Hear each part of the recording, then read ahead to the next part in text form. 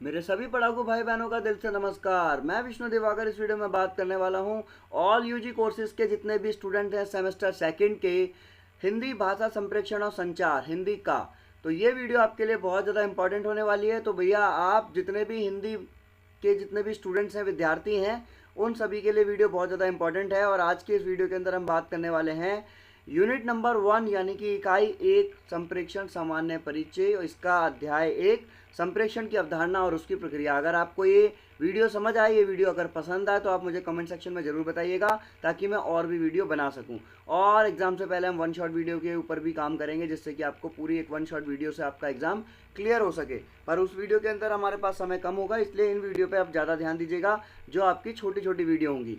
तो संप्रेक्षण की अवधारणा वाला जो लेसन है आपका, तो भैया इसके अंदर जब आप ये लेसन पढ़ लेंगे तो आपको इस लेसन को पढ़ने के बाद में इन सब चीज़ों का बोध होगा कि संप्रेक्षण की अवधारणा क्या है, इसका अर्थ, परिभाषा, संप्रेक्षण के जो तत्व हैं वो क्या हैं, संप्रेक्षण के महत्व से आप जो अवगत होंगे, यानी कि इससे आप जानेंगे कि भाई जो संप्रेक्षण है उसका जो महत्व है वो क्या है। इम्पोर्टेंस ऑफ कम्युनिकेशन, संप्रेक्षण को ही हम इंग्लिश में कम्युनिकेशन कहते हैं।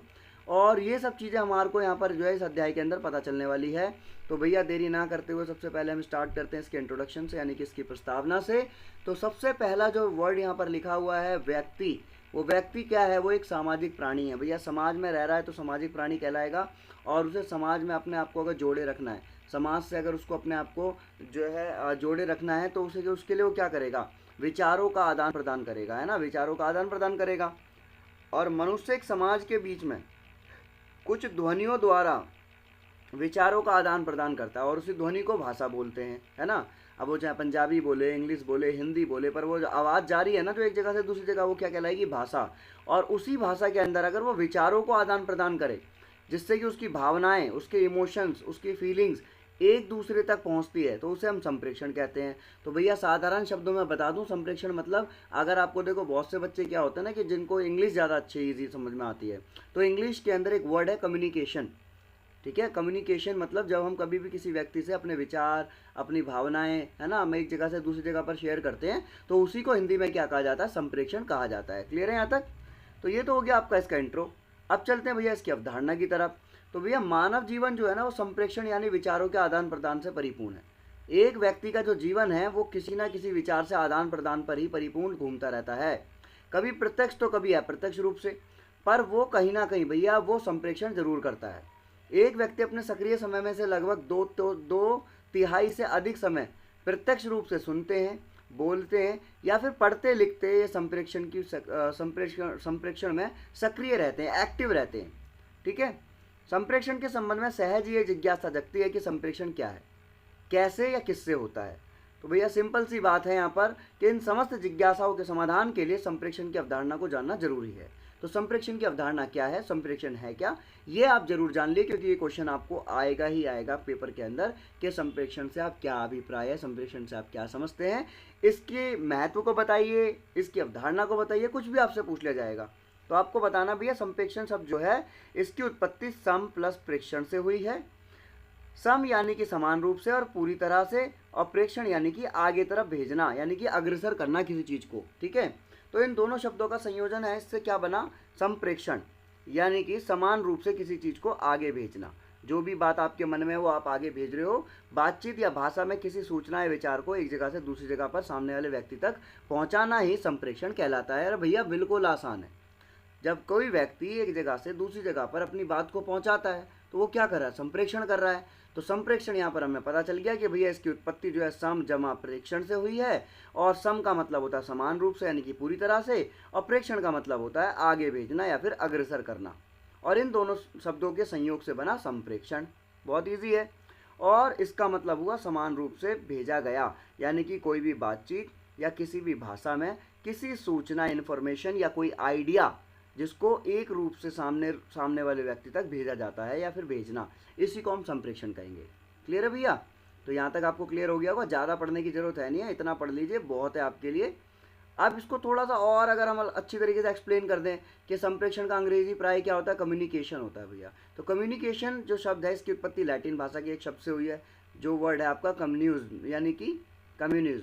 इस शब्द का जिसका अर्थ होता है to share, to transmit, to exchange, किसी चीज़ को भेजना, आगे भेजना, भागीदारी करना, उसमें स्थानांतरण करना, आदान प्रदान करना, तो ये सब चीज़ें आपकी क्या कहलाएगी, कम्युनिकेशन कहलाएगी। क्लियर है?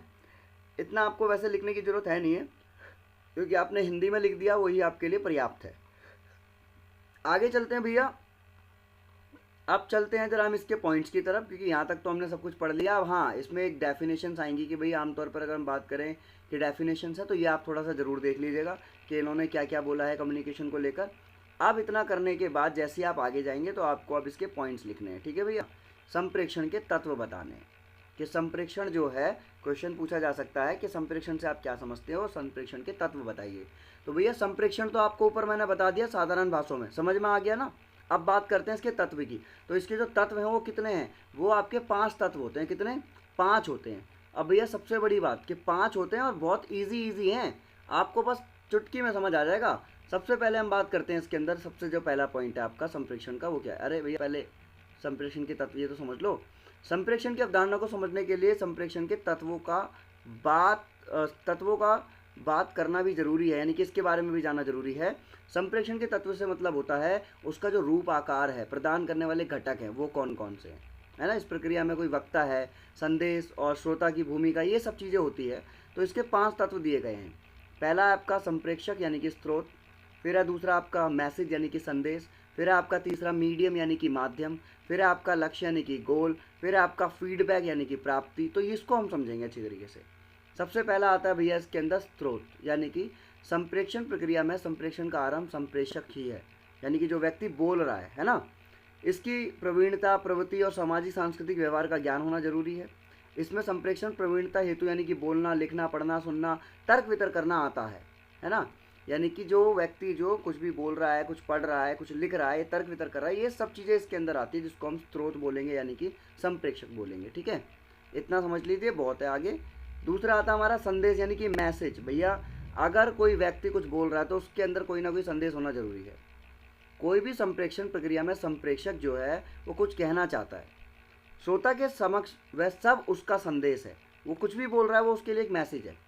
संदेश की रचना के वक्त संप्रेषक को कुछ महत्वपूर्ण तत्वों को ध्यान में रखना चाहिए। संदेश की विषय वस्तु क्या है, किस चीज़ पे बात की जा रही है, इसकी विवेचना किस प्रकार करना है, संदेश किस माध्यम द्वारा मिल रहा है सामने वाले को, ग्रहणकर्ता कौन है। अब ये नहीं कि आप मोटिवेशन सेमिनार देने के लिए पहुंच गए और पता चला सामने बच्चे हैं वो LKG UKG के, तो उन्हें कुछ समझ में नहीं आएगा। भैया तो नो योर ऑडियंस, आपको बोलने से पहले अपने मैसेज को ऐसे रखना है जो सामने वाले के जो ग्रहण करता है उसको उससे कोई लेना देना हो। ठीक है, तो ये संदेश है। फिर आता आपका मीडियम, मीडियम यानी कि माध्यम। तो भैया वक्ता और श्रोता के मध्य सेतु का कार्य करता है माध्यम। आप जो भी बात बोल रहे हो, लिखकर, ईमेल के द्वारा, वेबसाइट के द्वारा, किसी भी चीज़ के द्वारा, तो किसी भी माध्यम का चयन कर सकते हैं यहाँ पर कि भाई कोई भी हम किसी भी चीज़ के मीडियम है, कौन सा मीडियम है जिससे हम अपनी बात को दूसरे तक पहुँचा रहे हैं। हो सकता है कि हम जो है व्हाट्सएप के द्वारा हम उस बात को पहुँचा रहे हैं, उस पर मैंने लिख के बता दिया है ना। और हो सकता है कि आपने भाई जो है इंस्टाग्राम पे, टेलीग्राम पर आपने जो है ईमेल कर दिया, या फिर आपने कोई बोलकर बात बता दी। तो यानी कि मीडियम, कैसे आप उस बात को पहुँचा रहे हो सामने तक। ठीक है, फिर आता आपका ग्राही यानी कि लक्ष्य। संप्रेषण प्रक्रिया में संप्रेषक जिसे अपना संदेश प्रेषित करता है वह संदेश ग्राही होगा या लक्ष्य कहलाएगा, यानी कि गोल, जिसको वो व्यक्ति, जिस व्यक्ति को बात पहुंचा रहा है ना, वो व्यक्ति उसका लक्ष्य कहलाएगा। ग्राही केवल एक व्यक्ति, वर्ग या फिर संपूर्ण समाज भी हो सकता है कि भाई पूरे संपूर्ण समाज तक कोई बात पहुँचाई जा रही है, तो वो क्या कहलाएगा, ग्राही कहलाएगा। और लास्ट पॉइंट आपका इसमें 5वां आता है भैया फीडबैक। जो भी बात बोली गई, फीडबैक का बहुत यहाँ पर जो है बहुत मेन पॉइंट है ये फीडबैक, यानी कि प्रतिपुष्टि के फीडबैक के माध्यम से क्या होता है, जो संप्रेषण है जिसने भी बात बोली है उसकी गति में कुछ संशोधन किया जा सकता है। ये संप्रेषक को यह अवसर मुहैया कराती है कि वह संप्रेषण की अगली कड़ी में आवश्यकता अनुसार परिवर्तन कर उससे संप्रेषण को आगे बढ़ाए।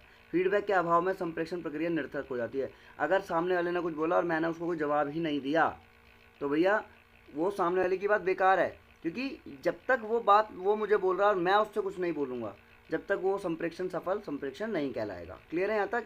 तो ये चीज़ें आपको यहाँ पर जाननी है और उसके बाद में आपका यहाँ पर कॉन्सेप्ट क्लियर हो जाता है। तो ये आपका एक क्वेश्चन आपका यहाँ पर ख़त्म हो गया है ना। ठीक है, जो संप्रेषण क्या होता है, संप्रेषण के तत्व बताइए। ठीक है, अब आगे की जानकारी के लिए दूसरी वीडियो को आप देखिएगा, जिसके अंदर मैं आपको इसका एक और नेक्स्ट क्वेश्चन आपको बताने वाला हूँ जो कि बहुत ज़्यादा इंपॉर्टेंट है। आई होप आपको वीडियो अच्छी लगी होगी। Thanks for watching.